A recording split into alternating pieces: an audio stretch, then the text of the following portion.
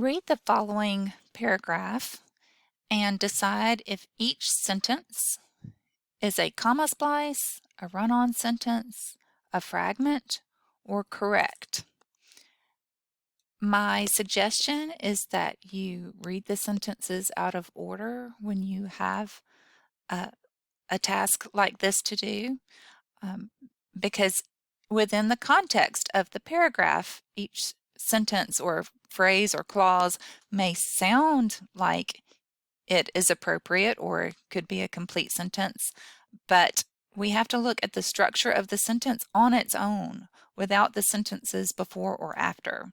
So I recommend that you number your paper 17 through 24 and read them out of order, and that will help you determine whether or not each is a comma splice, a run-on sentence, fragment, or correct.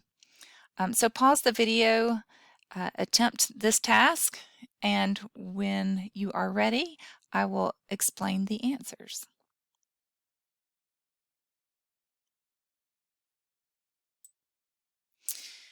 Here are the answers.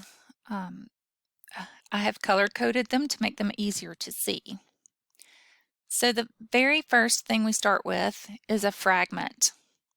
It is a dependent clause. It depends on being attached to an independent clause to be able to fit within the correct sentence structure. So if you have a dependent clause, you know you have a fragment, unless it is attached to an independent clause.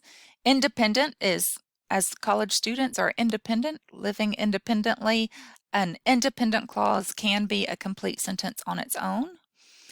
Sometimes sentences are complex and have dependent clauses before the independent clause or sometimes after. So here we have, especially if they receive a low grade. This is a fragment. If we wanted to make it attached to the next sentence, we would replace that period with a comma, and then it would make sense to add it to the next sentence. Except the next sentence has a problem too. It is a comma splice. Number 18 is a comma splice because we have two independent clauses joined only with a comma.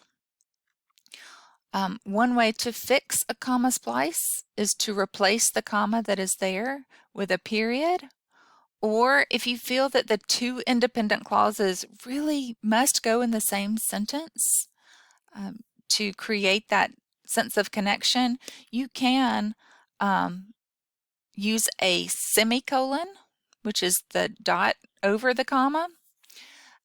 You can use that to correct that sentence. So you could do that.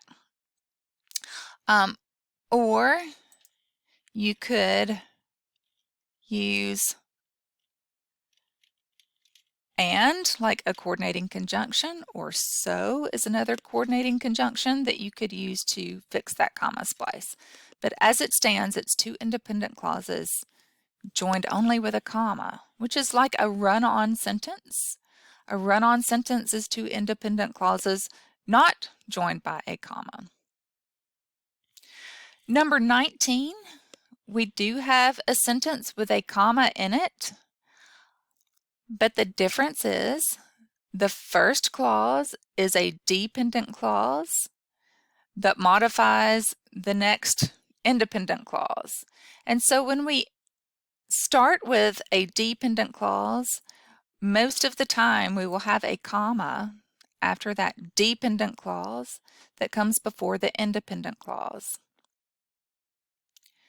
Then number 20, now if you are reading this just out loud in context, number 20 may sound like a normal flow of ideas, but on its own, this is easily seen as a fragment, resulting in higher grades. What is resulting in higher grades? We don't really have a subject. We have an action, but no subject, no actor. So that one is a fragment. Number 21 is correct. This one may confuse students because sometimes we might use however as a conjunctive adverb. For example, in number 18, I could use however here as a conjunctive adverb to start the next dependent clause. And if I did that, I would still put a semicolon here. So independent clause could stand by itself as a sentence, semicolon, conjunctive adverb to start the next independent clause. So conjunctive adverb followed by a comma. This will be something that you see on the punctuation test as well. Sometimes on the punctuation test, the semicolon will come after however.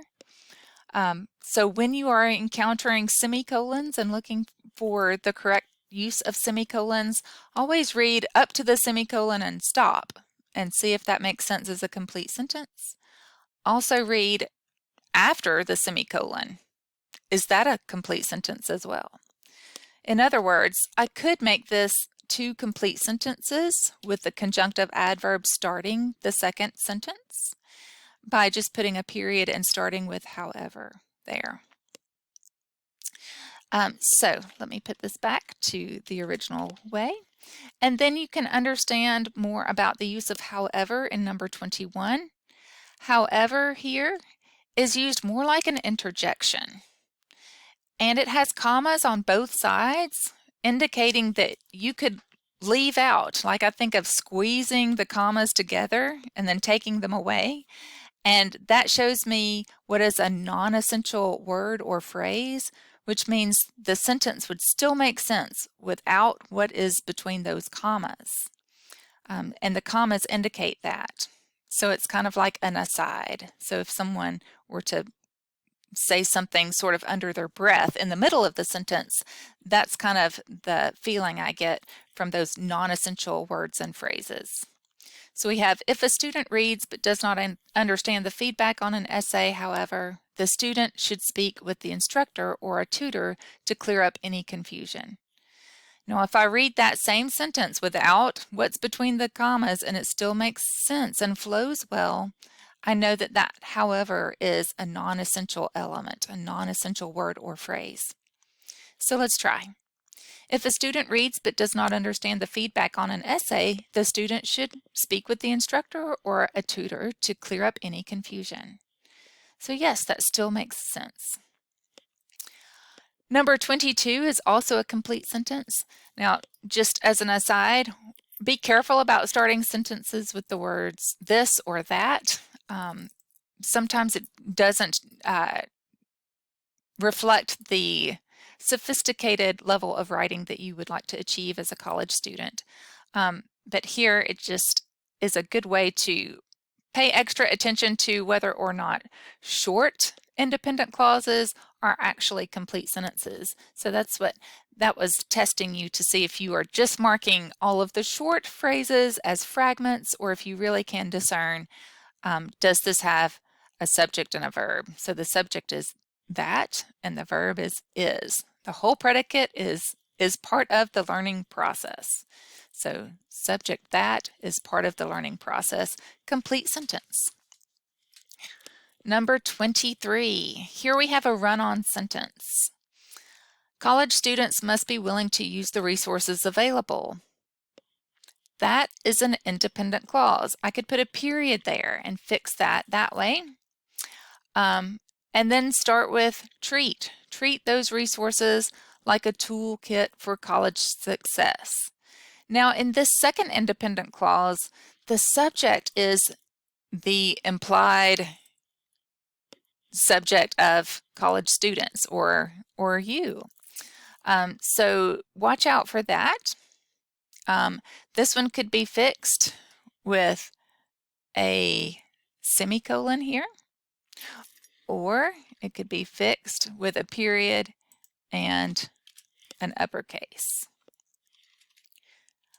All right, it cannot be fixed by just adding a comma there. That would create a comma splice.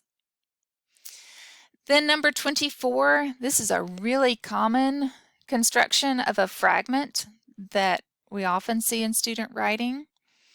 starting with the word which is pretty much always going to lead to a fragment. Okay, unless you're saying, which book do we need in class today? So only start with the word which if you are asking a question. That might be a good rule of thumb. So number 24 really should be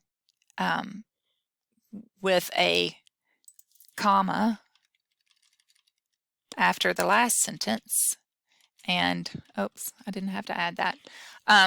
This is a dependent clause that comes at the end of the independent clause we just used. So this would be with the construction that if this were a complete sentence, what we're talking about is the toolkit for college success, and then which includes instructors, tutors, librarians, advisors, peers, online resources, and printed material. This is describing that toolkit you have for college success. Okay, so that's how you might fix that to make it a complete sentence. This whole last section then would be a complete sentence together. But as it stands on the question that you got, you have a fragment there, and it's really long. So you might be thinking, oh, that can't be a fragment, but it is. All right, I will include some links to videos on fragments, run-on sentences, and comma splices on the end page and in the notes to this video so that you can do some more review.